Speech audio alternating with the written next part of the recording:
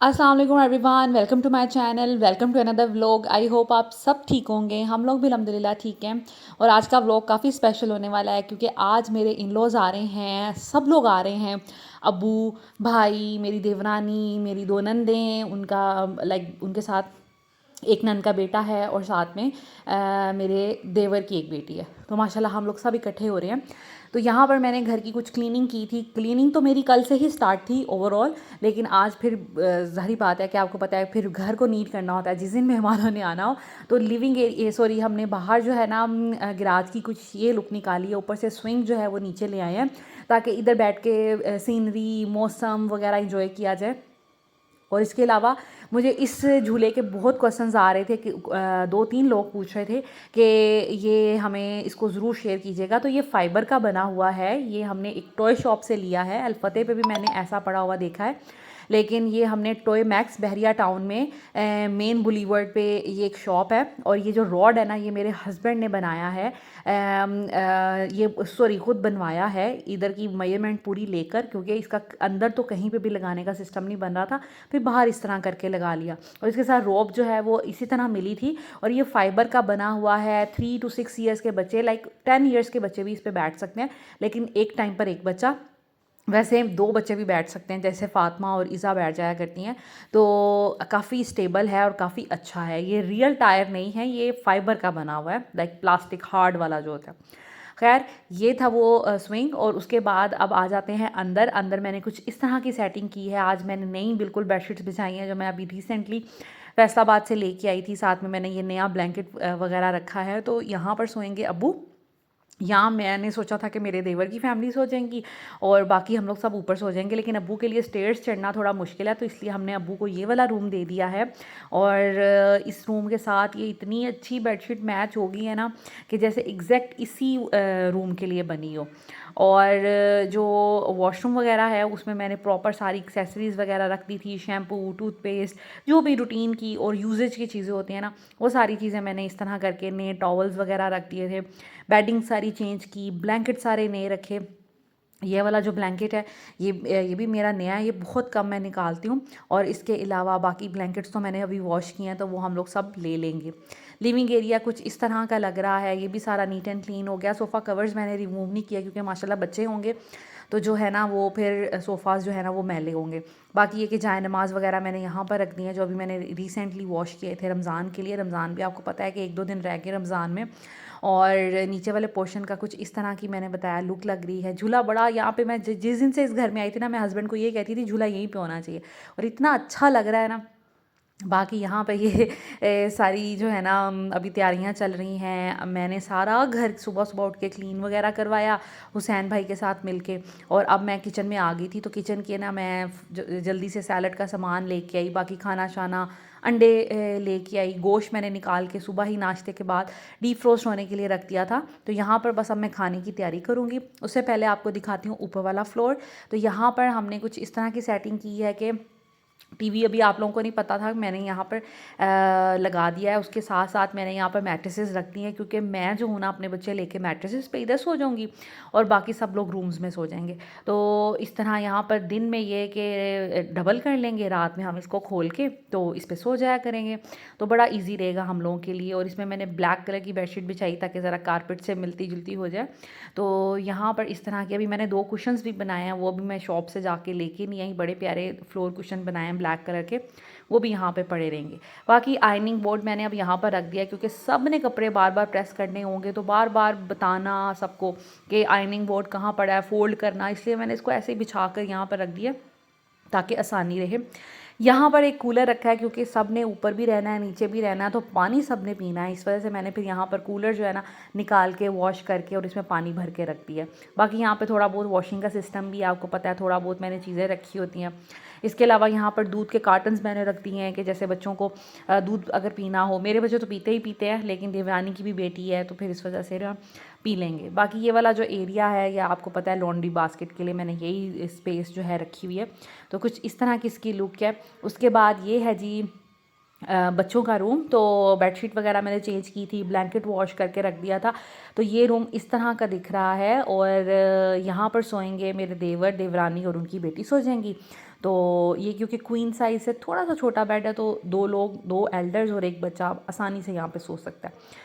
तो बाकी ये कि डस्टिंग वगैरह और इस रूम को पूरा नीट एंड क्लीन तो मैंने कल ही कर लिया था। आज सिर्फ हम लोगों ने फ्लोर की, जिसे कहते हैं स्वीपिंग एंड मॉपिंग की थी, और बाकी ये कि बेडशीट्स वगैरह ठीक की और सारी सेटिंग वगैरह की। बाकी जो छोटी छोटी डिटेलिंग्स होती हैं वो सारी मैंने की थी। ये रूम जो है, ये मेरी जो 2 नंदें आ रही हैं, उनके साथ उनका एक नंद का बेटा है, तो वो जो है वो इस रूम में रहेंगी। तो यहाँ पर मैंने इस तरह का कुछ सेटअप किया है। बाकी ये कि वॉशरूम भी ये बड़ा वाला है, तो बच्चे आसानी से यूज़ कर लेंगे। पहले मैंने सोचा था हम लोग बेसमेंट में मैट्रेसेस वगैरह बिछा के रुक जाएंगे, लेकिन फिर मैंने सोचा कि नहीं, ऐसे तो हम बिल्कुल सेपरेट ही हो जाएंगे सारे अलग अलग पोर्शंस में।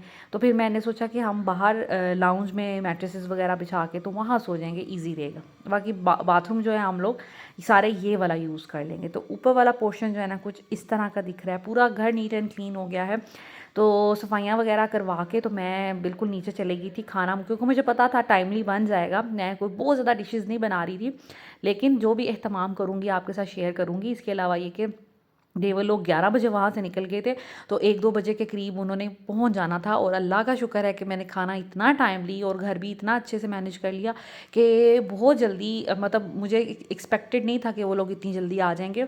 हस्बैंड को भी उन्होंने ना लेट का टाइम बताया था कि जस्ट उनको सरप्राइज़ करने के लिए कि हम तो 4-5 बजे पहुँचेंगे। तो बस मैं यहाँ पर अब आ गई थी, तो मैंने दोनों चूल्हे इस्तेमाल किए। एक पे मैंने कुन्ना, मटन कुन्ना मैं बना रही थी, वो रख दिया था, और एक तरफ मैंने चावल बनाने थे, पुलाव, क्योंकि हमारे घर में सबको पुलाव ज़्यादा पसंद है। तो उसके लिए भी मैंने ना प्याज वगैरह रख दिए थे। तो यहाँ सबसे पहले कुन्ना बनाने के लिए, कुन्ना मेरा बहुत ज़बरदस्त बनता है, सबको पसंद भी आता है। तो उसके लिए क्या करते हैं कि आपने गोश्त प्रेशर कुकर में डाल देना है, उसमें पानी डाल दें, उसमें एक हम डालेंगे, मैंने 2 प्याज लिए हैं क्योंकि गोश्त मैंने ज़्यादा लिया है, तो 2 प्याज मैंने डाले हैं, लहसुन अदरक का पेस्ट डाला है, नमक, मिर्च, हल्दी, सूखा धनिया और ज़ीरा, ये 3-4 चीज़ें जो हैं वो हमने डालनी हैं।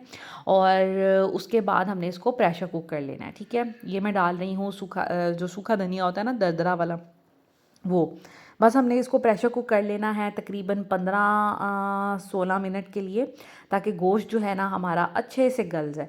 तो बस यहाँ पर मैं सारे स्पाइसेस जो हैं वो मैंने डाल दिए हैं। अब मैं इनको मिक्स करके तो एक बॉयल आने दूँगी, और उसके बाद मैं इसको प्रेशर कुकर लगा लूँगी।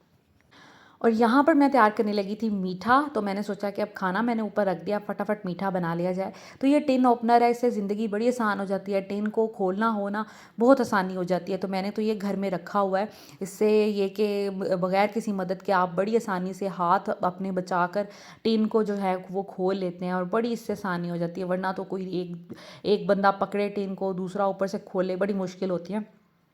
इससे जो है ना लाइफ आसान हो जाती है। और ये किसी भी अच्छे कैश एंड कैरी वगैरह से, मेट्रो, कारफोर्ट, अल्फते, इसके अलावा किसी भी अच्छे स्टोर से मिल जाता है। 500-600 की रेंज में ये आसानी से मिल जाता है। तो इससे ये मैं टिन खोलूँगी। मैं फ्रूट सैलेड बना रही हूँ, तो फ्रूट सैलेड बनाने के लिए मैंने एक कॉकटेल का इस तरह डिब्बा लिया है, जिसमें से थोड़ा सा बस मैं बचा लूँगी, फ़र्दर किसी और स्वीट डिश में ऐड कर लूँगी। और बाकी मैंने इसमें ज़्यादा सारे सेब लिए हैं। जो ग्रीन एप्पल्स हैं ना, हम लोग वो ज़्यादा शौक से खाते हैं, वो मैंने लिए हैं। तो यहाँ पर 5 के करीब मैंने एप्पल्स लिए थे, मीडियम से साइज़ के थे। उसमें मैं डाल लूँगी शुगर। अच्छा, अगर तो आपके पास पिसी हुई चीनी है तो दैट इज़ गुड, लेकिन अगर नहीं भी है तो कोई मसला नहीं है। पहले मैं स्पेशली पीस कर डाला करती थी, लेकिन अब मैं ऐसे भी डाल देती हूँ, तो ये मेल्ट हो जाती है। तो मैंने इसमें 2 चम्मच चीनी डाली है, 2 से 3 चम्मच। उसके बाद थोड़ा सा ब्लैक पेपर मैं इसमें ऐड करूँगी, और उसके बाद हम लोग इसके अंदर डाल देंगे अपना फ्रूट कॉकटेल का जो है ना वो टिन। ये मैं थोड़ा सा बस बचाऊंगी, कि मैं सोच रही हूँ, प्लान कर रही हूँ, अभी अब्बू लोग अगर इधर रहे तो मैं फिर किसी दिन कस्टर्ड बनाऊंगी, तो फिर उसमें यूज़ हो जाएगा। तो बस इसको आपने अच्छे से मिक्स कर लेना है। अब इसके अंदर हम लोग मेयोनीज़ थोड़ी सी ऐड करेंगे, तकरीबन 1/4 कप। अच्छा, मेयोनीज़ हम लोग ये क्रीमी मेयोनीज़ इस्तेमाल करते हैं। जब से मैंने ये इस्तेमाल करना शुरू किया ना, मुझे दूसरी मेयोनीज़ बिल्कुल भी नहीं अच्छी लगती। और उसके बाद हम कोई भी मिल्क पैक, टेट्रा पैक जो होता है, उसका फुल पैक जो है वो क्रीम का डालेंगे, क्योंकि मैं थोड़ी ज़्यादा क्वान्टिटी में बना रही हूँ इसलिए। वरना आप अपनी क्वान्टिटी पे भी मैटर करता है। अगर आप कम बना रहे हैं, 2 लोगों ने खाना है, तो हाफ़ पैकेट भी काफ़ी ज़्यादा है। उसके बाद हम ये रेजन्स डालेंगे इसके अंदर। ये बहुत अच्छे लगते हैं। आपने इसको ज़्यादा सोक नहीं करना, सिर्फ वॉश करके इसको डायरेक्ट डाल लेना है। इससे बड़ा ही मज़े का इसका फ्लेवर आता है। आप चाहें तो इस सैलड में आमंड्स भी यूज़ कर सकते हैं, वो भी बहुत अच्छे लगते हैं। बादामों के जो छिलके हैं वो आप उतार लीजिएगा और फिर इनको डालिएगा, वो भी क्रंची क्रंची बीच में आते हैं, बहुत अच्छे लगते हैं। तो बस आपने इसको अच्छे से मिक्स कर लेना है। और अगर आपको इसकी लगे कि बहुत ज़्यादा थिक है, क्योंकि मेयोनीज़ भी थिक होती है और क्रीम भी, तो आप इसमें हल्का सा दूध ऐड कर सकते हैं, बहुत थोड़ा सा, क्योंकि आपने इसको थोड़ा जिसे कहते हैं सॉफ्ट सा और मज़े का बनाना है। बहुत ज़्यादा हार्ड सा या बहुत ज़्यादा थिक सा अच्छा नहीं लगता। तो मैंने हल्का सा इसमें दूध ऐड किया। आप देख सकते हैं कि इतना ज़्यादा नहीं ऐड किया कि ये बहुत ही ज़्यादा पतला सा हो गया, ठीक है। तो बस इतना सा आपने ऐड करना है। मिक्स मैंने इसको कर लिया। अब हम करेंगे इसकी प्लेटिंग या इसकी सर्विंग हम तैयार करेंगे। तो उसके लिए मैंने इस तरह एक बॉल लिया है शीशे का और उसके इर्द गिर्द मैंने कीवी जो है वो डाल लिया है। वो नीचे से नज़र आएगी, बहुत प्यारी लगेगी साइड से। तो ये थोड़ी प्रेजेंटेशन करने की कोशिश किया है। मेरी जो सिस्टर इन लॉ है ना, जो नाजिया अपनी है, उनको प्रेजेंटेशन का बहुत ज़्यादा होता है कि वो ख़ुद भी जब भी खाना बनाती हैं ना, आम रूटीन में भी बनाएं, तो हमेशा वो अच्छा उसकी प्रेजेंटेशन तैयार करती हैं। मैं इतनी गुड नहीं हूँ प्रेजेंटेशन में, मेरा खाना अच्छा होता है लेकिन मेरी प्रेजेंटेशन ना, मैं भूल ही जाती हूँ लास्ट में ऊपर चीज़ें डालना। तो वो होता है ना कि कोई सारी बात किसी इंसान में कोई ना कोई तो बुराई होती है ना। तो मैंने आज स्पेशली तैयारी की। मैंने कहा नहीं, नाज़िया आपी को खुश करना है और ये जो सैलड है ना खूबसूरत सा सजाना है। तो बस इस वजह से ये जो कीवी है मैंने इस तरह सेट कर दी थी। उसके बाद मैंने छोटे छोटे स्लाइसिस काटे थे इस तरह स्ट्रॉबेरी के, क्योंकि वाइट सैलड है, इसके ऊपर रेड कलर और ग्रीन कलर बहुत इन्हेंस होना है। तो इस वजह से मैंने इसमें स्ट्रॉबेरी ऐड की है। अंदर नहीं मैंने डाली, क्योंकि जब वो क्रीम के साथ मिलती है ना तो स्ट्रॉबेरी बिल्कुल पल्प सा, वो बहुत नरम सी हो जाती है और वो बहुत बुरी लगती है। तो आपने सिर्फ ऊपर डालनी है स्ट्रॉबेरी, ठीक है। या आप साइडों पे भी स्ट्रॉबेरी की भी लेयर लगा सकते हैं। और ये हमारा जो है ना मीठा तैयार हो गया है। बस स्ट्रॉबेरी जो है ना वो आपने अंदर नहीं डालनी। तो ये है जी हमारे मीठे के लुक। आई होप आप लोगों को अच्छा लगा होगा। मुझे तो बहुत ज़बरदस्त लग रहा है। वाइट के ऊपर ये ग्रीन एंड रेड का कंट्रास्ट आंखों को बहुत खूबसूरत लग रहा है। रमज़ान आने वाला है, इस रेसिपी को ज़रूर ट्राई कीजिएगा। जब हम लोग ऑफ कोर्स चाट वगैरह तो बना रहे होते हैं रूटीन में रमज़ान में, लेकिन आप मेरे कहने पे किसी दिन ये वाला सैलेड भी बनाइएगा और मुझे उसका रिव्यू लाजमी आपने देना है कि आपको और आपकी फैमिली को कैसा लगा। मीठा हमारा हो गया है तैयार। अब मैं इसको फ्रिज में रख दूँगी सेट होने के लिए, ताकि अच्छा सा ठंडा हो जाए। और आप देख सकते हैं साइड से ये कितना खूबसूरत लग रहा है। आप ऐसे भी कर सकते हैं, एक कीवी एक स्ट्रॉबेरी का बारीक सा स्लाइस काट के उस तरह भी करके लगा सकते हैं। उसके बाद मेरे कपड़ों को इग्नोर कीजिएगा, बहुत गंदी मंदी हालत हुई हुई है, बस काम की पड़ी हुई है। एक दफ़ा काम ख़त्म हो जाए फिर नहाने जाऊँगी और कपड़े चेंज करूँगी। तो यहाँ पर जी कुन्ना हमारा जो गोश्त है ना वो गल गया था। प्रेशर कुकर मैंने बंद कर दिया था, उसके नीचे स्टोव। अभी बस उसका ये कि मैं वेट कर रही थी कि बस उसको इसका गैस वगैरह निकले तो फिर मैं इसको ओपन करूँ और भुनाई करूँ। यहाँ पर अब मैंने तड़का जो चावलों के लिए मैं मसाला वगैरह तैयार कर रही थी तो वो मैंने रख दिया था। पहले मैंने चिकन को अच्छे से प्याज को अच्छे से फ्राई किया, रेड ब्राउन सा कर दिया। उसके बाद हमने इसमें डाला नमक और चिकन, उसकी मैंने अच्छे से भुनाई की, लाइक उसको फ्राई अच्छे से किया यहाँ तक कि चिकन में कोई पानी ना रह जाए। उसके बाद अब हम अपने स्पाइसेस डालेंगे, जिसमें मैंने डाला है लहसुन अदरक का पेस्ट, टमाटर, और उसके बाद मैं डाल रही हूँ खड़े मसाले इसमें मैंने हल्दी थोड़ी सी और सुर्ख मिर्च भी डाली है। खड़े मसालों में मैं डाल रही हूँ तेज़पत्ता, थोड़ा सा बादियान का फूल एक डाल दें तो उससे खुशबू देख के चावलों जैसी हो जाती है। बड़ी इलायची आप एक डाल दें, थोड़ी सी दालचीनी डाल दें, और 2-3 मैंने लौंग डाले हैं। थोड़ा स्पेशल करके बना रही हूँ ना, इसलिए थोड़े ज़्यादा स्पाइसेस डाल रही हूँ। उसके साथ ज़ीरा मेरा ऑल टाइम फेवरेट। और अब मैं डाल रही हूँ इसके अंदर जो धनिया होता है, धनिया पाउडर, वो। बस ये सारे मसाले डाल के मैंने इसकी अच्छे से भुनाई की है और इसको काफ़ी देर भुना मैंने रहने दिया है। अभी मैं चावलों को ना, मैं जब भी मेरे घर मेहमान आते हैं मैं इस तरह कौरमा बना, जैसे सालन सा बना के चावलों के लिए रख लेती हूँ। जब मेहमानों ने आने वाला होते हैं, क्योंकि वो लोग मोटरवे से उतर के हमें इन्फॉर्म कर देते हैं, फिर मैं चावलों को पानी डाल के बॉईल करके तो दम लगाना शुरू करती हूँ। तो इस तरह ये होता है कि चावल बड़े ताज़े ताज़े खिले खिले बनते हैं। कुना जो है वो मेरा गोश्त वगैरह गल गया था, तो अब मैं इसके अंदर डालूँगी ऑयल, इसकी भुनाई करूँगी और कुछ और मैं स्पाइसेस इसके अंदर ऐड करूँगी जो सीक्रेट इंग्रेडिएंट होते हैं कुन्ना के, ठीक है। अभी तक तो मैंने जो मसाले डाले वो तो बेसिक थे, नमक, मिर्च, हल्दी, ज़ीरा, सूखा धनिया, तो ये तो बेसिक मसाले होते हैं। बाकी टमाटर, लहसुन, अदरक गोश्त में जाता ही जाता है। लेकिन अगर आपने इसको ट्विस्ट देना है कुन्ने के स्टाइल का, तो फिर उसमें आप बादियान का फूल डालेंगे। इससे ना खुशबू बहुत अच्छी आ जाती है। तो एक फूल आप तकरीबन डाल दीजिएगा, पूरा कोरमा आपका देगी कोरमा बन जाएगा। जैसे अब मैं तो हम लोग हमारे घर में ना इस मसाले वाले गोश्त को कोरमा ही कहते हैं। एक दफ़ा मैंने कहा था तो किसी ने कहा था कि ऐसे नहीं कोरमा बनता, तो हम लोग मतलब इस तरह के सालन को हम कढ़ाई नहीं कह सकते तो फिर कोरमा टाइप कहते हैं, लेकिन ये बेसिकली कुन्ना है। उसमें फिर हम डालते हैं जायफल जवित्री का पाउडर, ये थोड़ा सा डलता है जैसे हाफ़ टी स्पून के करीब। और उसके बाद जाती है इसमें छोटी इलायची, सिर्फ एक दो डालूंगी मैं, वो भी खुशबू के लिए, खुशबू बहुत ज़बरदस्त आती है। छोटी इलायची मैं इसके अंदर शामिल कर दूंगी। और एक और इंग्रेडिएंट रह गया, वो भी इसका सीक्रेट इंग्रेडिएंट है, वो हम लास्ट में डालते हैं। बस इसकी हमने ऑयल डाल दिया। अब ये मसाले डाल के हमने इसकी भुनाई करनी है। और जब भुनाई हो जाए फिर हम इसमें डालेंगे दही, थोड़ा सा दही डालकर हम इसको हल्की आंच पर पकने के लिए रख देंगे। तो यहाँ पर हमारी भुनाई हो गई थी, ऑयल शॉयल ऊपर आ गया था। अब मैं इसकी हल्की आंच कर दूँगी और इसके अंदर डालूँगी मैं दही। दही मैंने तकरीबन हाफ़ कप, जो छोटा वाला कप होता है वो वाला मैंने शामिल किया है, 5 टेबल स्पून के करीब। और अब मैं इसको मिक्स करके अच्छे से और हल्की आंच पे इसको ढक कर रख दूँगी।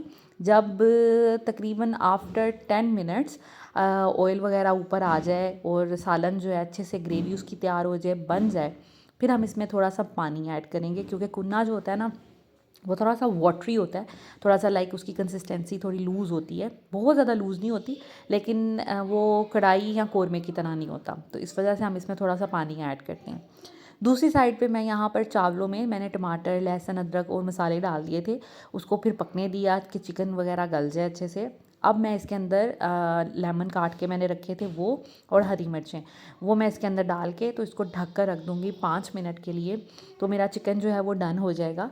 और फिर हम जो है जो उसको दम है वो तब लगाएंगे जब गेस्ट ने आना है। कुन्ना जो है वो मैंने तकरीबन पूरा डन करके रखना है। यहाँ पर मैंने इसके अंदर थोड़ा सा पानी ऐड किया है, बहुत ज़्यादा पानी नहीं ऐड किया, मैंने तकरीबन आधे ग्लास से थोड़ा सा ज़्यादा पानी बस इसके अंदर ऐड किया। ये बच्चों का ग्लास है इसलिए छोटा है ये। तो बस अब मैं इसको मिक्स कर दूँगी और इसको तकरीबन हम लोग 2-3 जोश आने तक पकाएंगे। और अगर कंसिस्टेंसी आपको ज़्यादा चाहिए या लाइक आपने ज़्यादा ग्रेवी तैयार करनी है नान के साथ खाने के लिए, फिर आप इसके अंदर पानी थोड़ा और डाल दें और इसमें आटे और पानी की स्लरी बना के वो ऐड करेंगे आप, ठीक है।